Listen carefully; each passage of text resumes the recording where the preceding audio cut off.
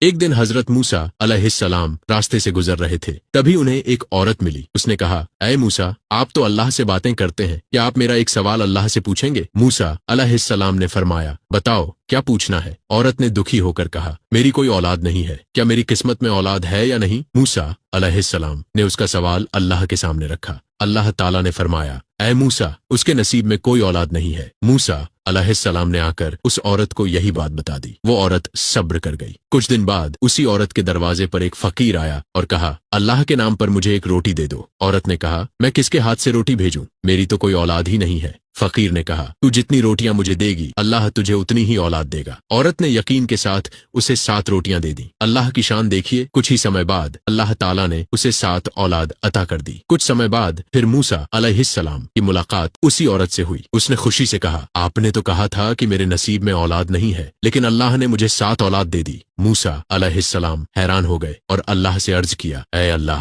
تو نے تو کہا تھا کہ اس کے نصیب میں اولاد نہیں، پھر اسے 7 اولاد کیسے دے دی؟ اللہ تعالیٰ نے فرمایا، اے موسیٰ، میرے لیے انسان کا گوشت لاؤ۔ موسیٰ علیہ السلام شہر میں گئے، لیکن کوئی بھی انسان اپنا گوشت دینے کو تیار نہیں ہوا۔ آخرکار وہ ایک تپتے ریگستان میں پہنچے، جہاں ایک فقیر گرم ریت پر لیٹا ہوا اللہ اللہ کر رہا تھا۔ موسیٰ علیہ السلام نے اپنی پریشانی بتائی۔ فقیر نے کہا، اگر اللہ کے لیے چاہیے تو میں دیتا ہوں، اور اس نے اپنے جسم کا گوشت کاٹ کر موسیٰ علیہ السلام کو دے دیا۔ موسیٰ علیہ السلام اسے لے کر اللہ کے پاس پہنچے۔ اللہ نے فرمایا، اے موسیٰ، یہ گوشت تمہیں کس نے دیا؟ موسیٰ علیہ السلام نے بتایا، ایک فقیر نے، جو تپتی ریت پر لیٹا ہوا تیرا نام لے رہا تھا۔ تب اللہ تعالیٰ نے فرمایا، اے موسیٰ، گوشت تو تمہارے پاس بھی تھا، تم نے اپنا کیوں نہیں دیا؟ اور آگے فرمایا، اس عورت کو جو اولاد دی گئی وہ اسی فقیر کی سچی دعا کی وجہ سے دی گئی ہے۔ اب تم ہی بتاؤ، میں اپنے ایسے بندے کی دعا کو کیسے ٹھکرا دیتا؟